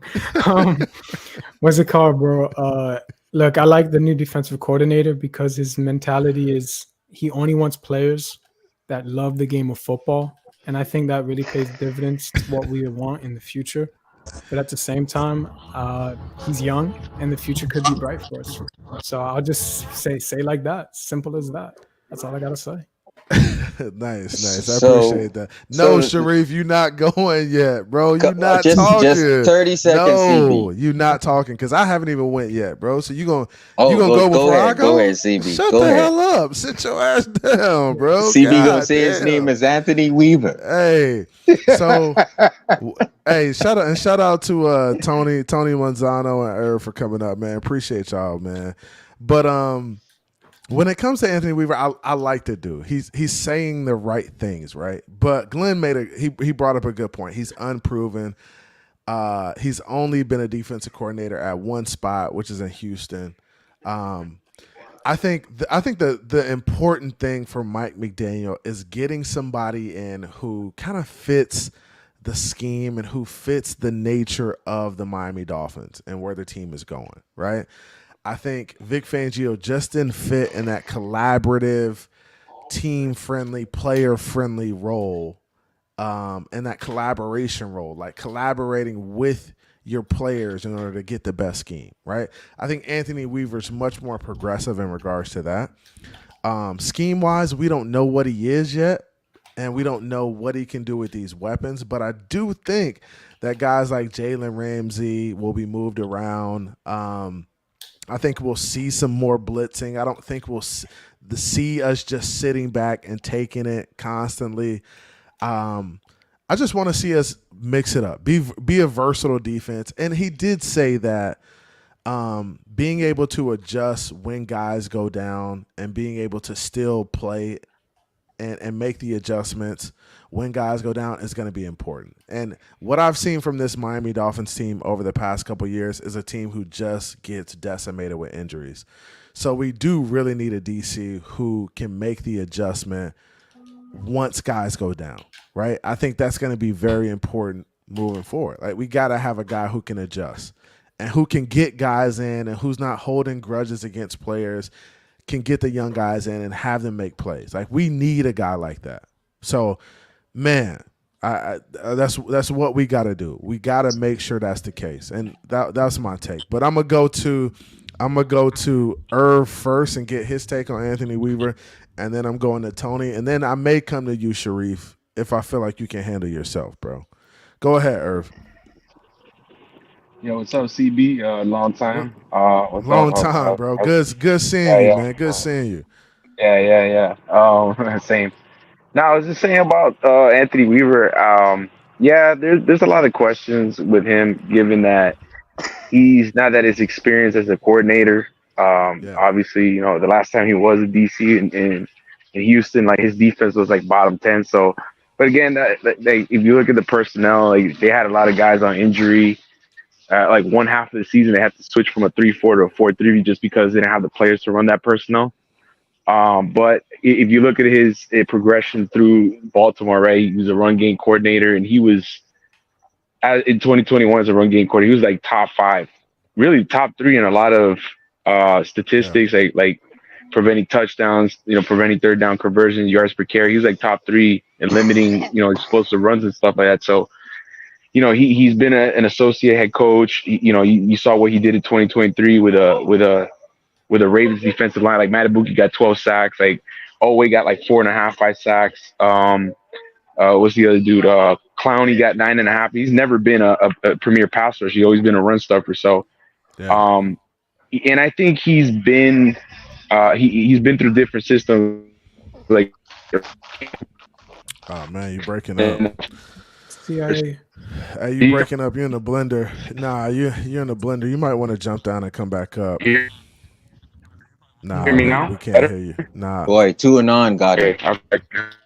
Yeah, jump back down and come back up, bro. We can't hear you at all. Tony, go ahead. What's your thoughts on Weaver, man? See, for me, I don't judge him based on how he performed with the Texans because, like Irv said. Go ahead, Tony. You there? You can't really judge him fairly. Everyone's going through it now. Really have the talent. Damn, 2 and Can you on. hear me? Can you? No. Hello, can you hear me? Yeah, I can hear you now. Hello? Go Can you ahead, hear me? Tony. Can you hear me? Yeah. We got you. We got you. What I Go was ahead. saying Go ahead. to me, to me, like I said, I don't judge. I understand his last time as DC was a failure, but you have to look at the whole context of him not having the talent that he needed to run that defense. And to be honest, I look at what Matabuke said. If it wasn't for him, I think I would have been a bust in the league. Justin felt that if it wasn't for a guy like Weaver, he would have busted out of the league. Like people at this point, at the point right now, I think he's in his 5th year, right? Fourth or fifth year, Matabuke. Yeah, Justin? I think so. Yeah, I think so. Defensive lineman. Yeah, you're breaking up though. You're breaking and up. He said a lot of people felt I was a bust already. Man, you breaking up. You got to jump down and come back up, man. Hey, everybody. So yeah, we touched on the Weaver situation, man. What we want to talk about next, man? I mean, we touched on Weaver. We touched on the defense a little bit. I wanted everyone to really get off. Yeah, let's. Sharif, I'm gonna let you rock. I'm gonna give you like 30 seconds. What you got for us? So I'm glad everyone was able to, because that probably makes me the nerd of the Madden of the Dolphins, because I like to research Madden, bro. I like to do my research on the guys that I'm getting, right? So I did a lot of research on him, and I realized that you did research on Madden. No, I did research on Weaver, and he said a couple of key things in his press conference. Number 1, on 3rd down and 9 or 10, he'll be coming. Number 2, he said that he's multiple, which is Brian Flores. Number 3, this is Brian Flores and Patrick Graham, if you remember, our defensive line Patrick coach, Graham. who teach all of the Miami Dolphins defensive linemen and linebackers leverage. What else did he teach them, guys? Discipline in the hole, in the A gaps and the B gaps. That's where we learned from Patrick Graham and Flores. And guess what he said in his press conference? Exactly that. So it tells me that not only is he coming on 3rd and 9 or 3rd and 10, but he's teaching that somebody's going to hold up the left tackle so Ogba can come free for 9.5 sacks. That's you said Ogba gonna be here, huh? No, what I'm saying is that type of defense was predicated on me holding up the left tackle so CB83 can come free on the side of me to the quarterback and get a sack. Assignment football. You see them? And it's basically discipline and sound football that was brought here. Now Boyer couldn't run it because he didn't have the corners, but now we have the corners, and I don't care if it's Cater and Ramsey. I don't care if it's Needham and Ramsey. Anybody in Ramsey, we can trust them on the island and play the zero blitz. That's what I wanted to say. Well, I mean, I didn't know they had press conferences on Madden.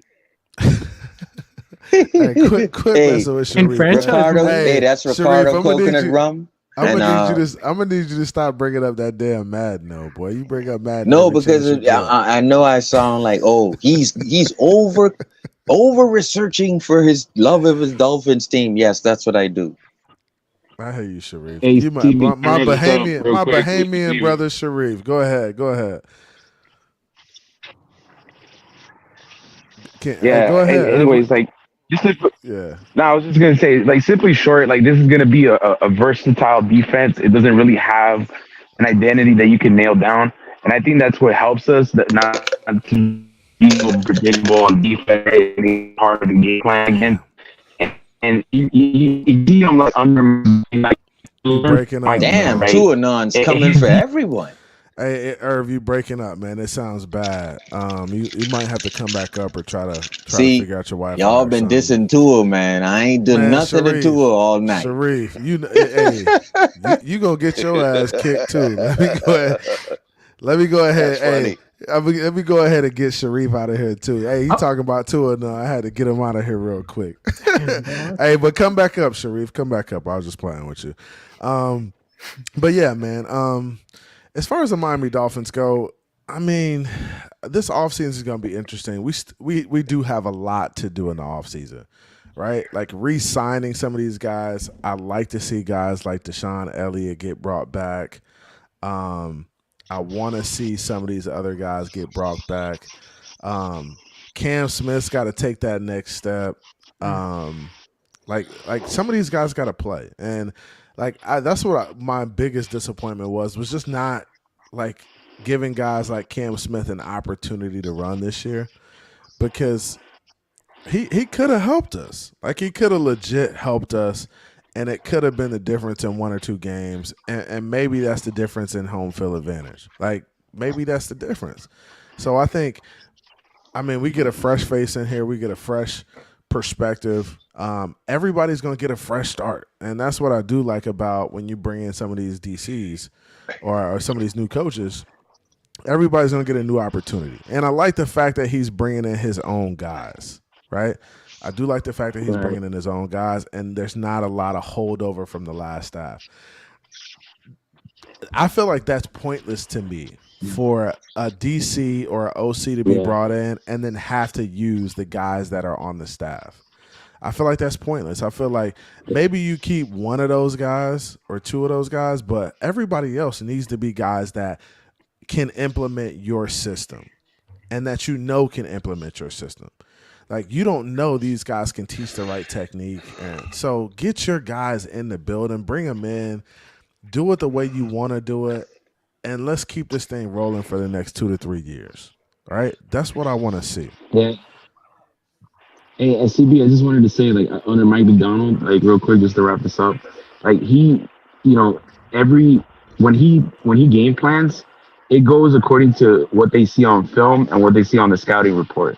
So they'll base their coverage and their personnel, their schemes based on on who they're playing against, and that element of surprise and just that element of, that unpredictability, that's what is going to be key in this defense. You don't know what you're going to expect. Like, we could be scheme versatile, and you got players on this roster that are there versatile as well, that are fluid with whatever, Weaver wants to do on defense. So I think that's what I like about him. Yeah. I think that's where it's at too. I think the culture, right? I think culture guys are important. I think you have to bring in guys that match the culture. And I think Vic Fangio just didn't match the culture here in Miami. I think he was just like a stubborn old man who wasn't willing to like be progressive, talk to his guys about the game plan and try to make adjustments. And I think Mike McDaniel gets a guy in who can fit with what they have going on, right? And I think the more you do that, the better off you are, because it just, I mean, you don't have to, it's no conflict. There's no back and forth, right? You fit the culture, you can make it happen, you can adjust, and the guys will play for them. So I think that's the case. But let's do this. I'm gonna wrap it up, man. Let's give me final takes, man. I'm gonna get everybody on real quick.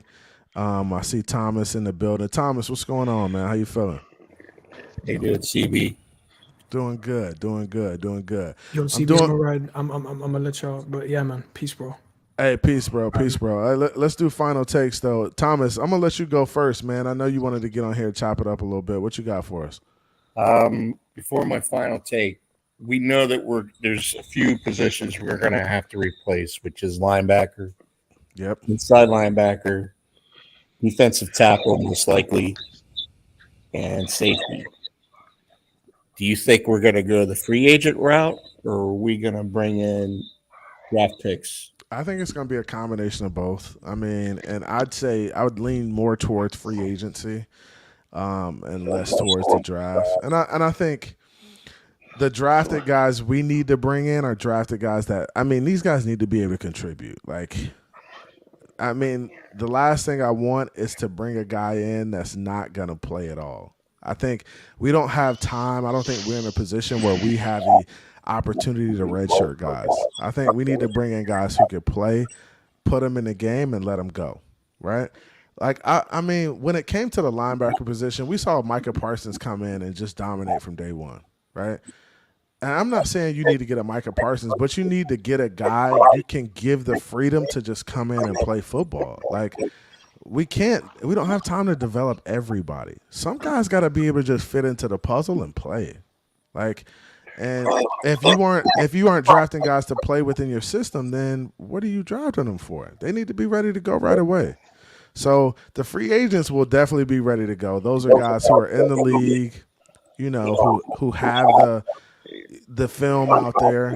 And I'm getting feedback from somebody. I don't know who the feedback. Please mute yourself if you we're getting feedback. But the free agents, those guys, you watch them, right? You watch them on film. You know they could play. You know they could fit right into your scheme. The draft guys, you're hoping they could do the same. You're hoping they can come in and make plays. So I just want guys to come in and make plays, and I know it's going to be some free agency. It's going to be some draft. It's going to be a combination of all of that. I'm telling you. Is the safety class in free agency even good this year, CB? I don't know, but see, I think Deshaun Elliott's going to be brought back. So I don't think we're going to be. So. I think he goes. I don't think so. I don't think we're going to be looking for a lot of safety help. So I think Deshaun Elliott could be a guy that plays that stays and that plays next year, right? So I don't know if we're going to be looking for a lot of safety help. I could see one guy being brought in at the safety position, and I could see a couple corners being brought in as well too. Yeah, no, the reason why I'm saying, I honestly, I think Deshaun goes, and we draft a guy like Cameron Kitchens from Miami, and we move Javon to strong safety, to be honest. Because, like, Do we go Kitchens with the first pick, or do we go tight end or something like that? Like, I mean, Kitchen, the comparisons I've seen for Kitchens are saying he's Buda Baker with better coverage. He's Buda Baker with better coverage skills, which is understand right, and I'm cool with that. But I'm just saying, like, is that where we're gonna go with that? Yeah, I think we go safety, because I think the tight end. There's no tight end worth being drafted in the. What about Bowers? Oh man, you breaking up. You breaking up, Tony. Bowers gonna be gone. Hey man. All right, man. Hey, let's do this though. Let's go ahead and do final takes, man. Mountie, what you got for me, man? Final take, bro. Hey man, as always, it's always good to chop it up with y'all. Hey, look, man. Look, we got a new coach, we got a new defensive coordinator, we got new assistants. We're gonna have different people on this defense. I'm just curious as to how they're gonna handle the front seven. You know, being that Jalen Phillips is out and Chubb is out. Chubb may or may not be ready at the beginning of the season. Probably not. How do they address that? So, you know, hey, look, it is what it is. I'm rocking with my pins up. I appreciate you, bro. Appreciate the homie Mounty coming through. It's always love, man. Shout out to the homie Mounty for pulling up on Mesh. Glenn, man, final take. What you got for me? Final take. Let's get over that 5-year deal. The 5-year, 5th-year option. He's not playing on no 5th-year option. Tua is going to play and get a contract extension, because if he doesn't, Greer would be wrong and Flores would be right, and so he's getting the contract. That's get true. over that. Just move on. He's gonna get his contract. I think Vic and what kind of got me strange, and it might be wrong, but Vic and McDaniel seemed like an offensive defensive coordinator with no head coach, and they weren't talking a lot of the season and stuff. And I think McDaniel's bringing in his defensive player. He actually has input now. Yeah, and I think so. Defensive side. Yeah. That makes and that's what I see too. I just didn't see McDaniel and that they relationship. acted like they were two different people. Yeah, and that could be the case. Just two different personalities, and when your personalities are different like that, it doesn't mix. It clashes.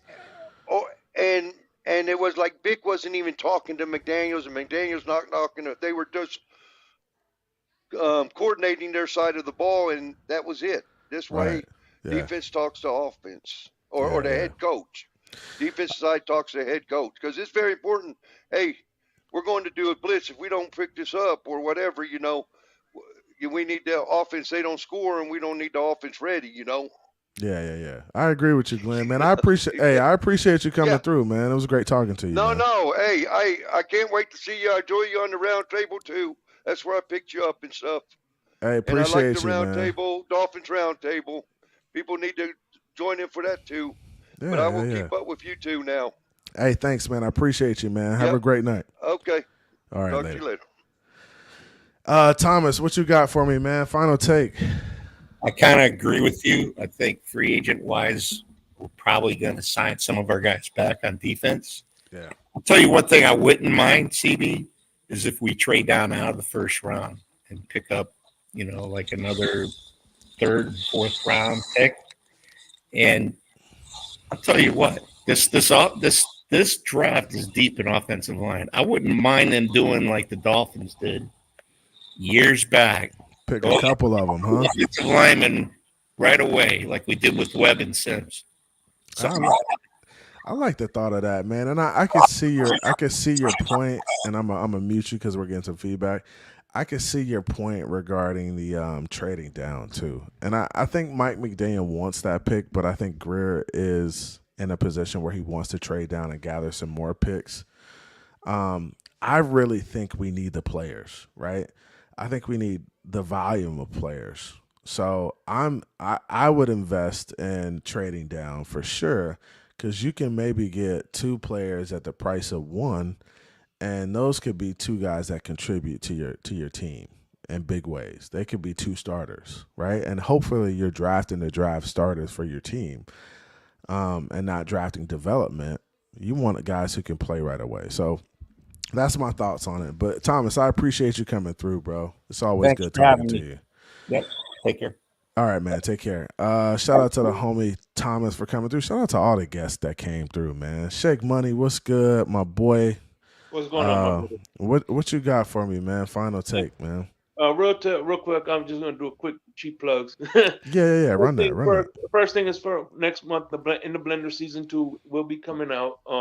Nice. I'm doing a Insomnia is the NFL, as you know. So I'm doing. I'm trying to collab with other team YouTubers. Today's my first one with Bills Mafia, Sean from Red, White, and Bills, and Michael K. It's gonna be a Buffalo Bills offseason. Nice. And I'm trying to expand. You know what I mean? And that way next season, I want to do more crossovers. That's gonna be dope. Go ahead.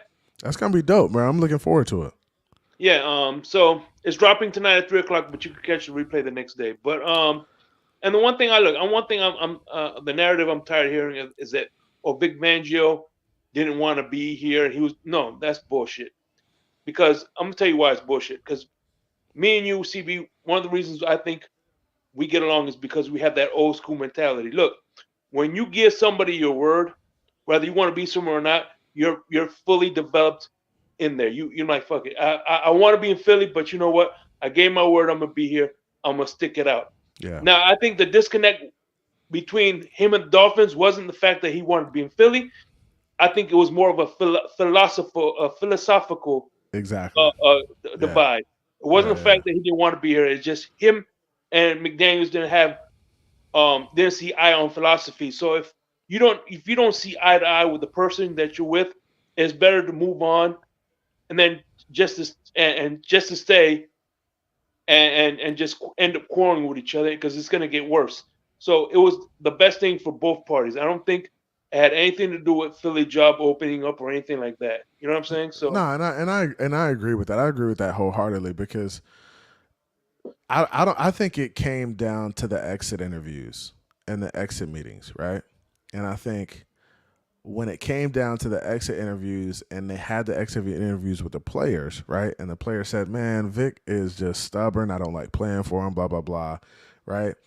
And then Mike McDaniel goes to Vic and he's like, hey, Vic, these are my concerns, right?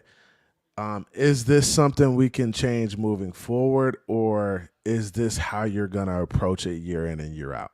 And Vic was probably like, hey, this is how I'm going to approach it year in and year out. This is just my philosophy on defense and my philosophy on coaching, so I'm not going to make the change, right? Yeah. And I think at that point they agreed to just part ways and just say, hey, I think it's best that, you move forward, go do your thing, and we find another guy for the position. And I'm sure they just said, hey, they shook hands and said, hey, I think this is best for both parties, and, we'll figure it out moving forward. And I think that's what it came down to. And sometimes it's just that simple in terms of coaching, like, especially when it's at the end of the season and you're having conversations about where you want the team to be moving forward. I think it's just that simple sometimes. Like, hey, the shit just didn't work out. Like, it just didn't work out. And sometimes that happens, right? You don't cry over spilled milk. You just clean the shit up and you move on, right? And I think that's where it was. So, Shake, I appreciate you coming on, bro. I appreciate you, my brother. Pins up, man. And like I said, one last thing before I go. Yeah, I agree with Tua. Whether we like it or not, Tua is going to get his extension. I think, in my opinion, it's a far gone conclusion. That's the route that's going to happen. Whether we like it or not, it is what it is. All right, man. Be safe, my brother. I appreciate you, bro. Appreciate the homie Shake coming through, man. That's love. Hey, love y'all. Appreciate y'all. I see you, Dubs. What's good with you, man? Shout out to everybody who came through, man. Lo-Fi is in here. I see you. Newfoundland's here. Lansing Moore. The homie S. Harris in the building. Shout out to S. Harris. That's my guy. I see you, Reality. I see you, Sway. Sway, what's popping with you? Anthony Manzano was in here. Who else was in here, man? We had a little bit of everybody come through, man. Thomas was in here. Homie Lewis came through. Miami Fan Talk Show, Dolphin State of Mind. Shout out to everybody. G was in the building. Tony H was in the building. Kevin Lee, I see you. JR Black, I see you. Sharif was home one tonight, wasn't he? Bro, what's up with Sharif, bro? That's my Bahamian brother, but I be tripping sometimes, man. Hooked Up Joe. Shout out to Hooked Up Joe. Shout out to the members gang, man. Everybody who came through support. I want to give a shout out to Shake Money, who had the $5 donation. Glenn, who became a new member to the channel. He said he found me on Miami Dolphins Roundtable. Appreciate you, Glenn. And then my man Big Philly with the $5 donate too, man. I appreciate y'all, man. Hey, it goes a long way, the support. Love y'all. Appreciate y'all. Hey, I couldn't do this without y'all. For real, for real. Couldn't do it without y'all, man. We're definitely going to get it popping. I'll probably be coming to you probably Tuesday. Probably, yeah. Maybe Monday or Tuesday we'll be back just to talk about, hopefully something happens in between then. If not, we'll just kind of chop it up and talk about some potential situations. I want to start talking about the draft too. So I'm going to have some draft guys on. I want to talk about some of these prospects. It'll be fun, man. We'll keep it funky, man. Shout out to everybody in the building. Love y'all. Appreciate y'all. Y'all already know what time it is. It's your boy, Fence Take with CB83, and I'm out. See ya. Came from the bottom, that's foreign. I swear that I'm up for the sun in the morning. Oof, hey, I gotta flex. I need a Nike bag, give me the check. I need the money and power, respect, but I promise I'm repping the O to the dead. Hey, oof, I sort them out of my way. I don't got nothing to say. Now they can't run at my pace. Yeah, they know that we ain't the same. 402, we rap the game. I told them this ain't a Hey, hold up. Dubs just became a YouTube member. Hey, I appreciate you, Dubs. Shout out to the homie Dubs for coming through. Hey, get on the emojis. You already know what time it is. We gotta go up for the homie Dubs one time. Let's go.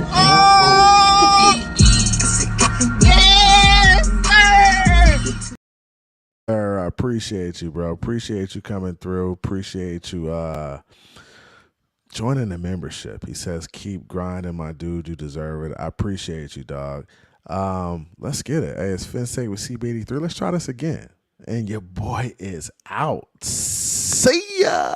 Came from the bottom, that's foreign. I swear that I'm up for the sun in the morning. Oof, hey, I gotta flex. I need a Nike bag, give me the check. I need the money and power, respect, but I promise I'm repping the O to the dead. Hey, oof, I sort them out of my way. I don't got nothing to say.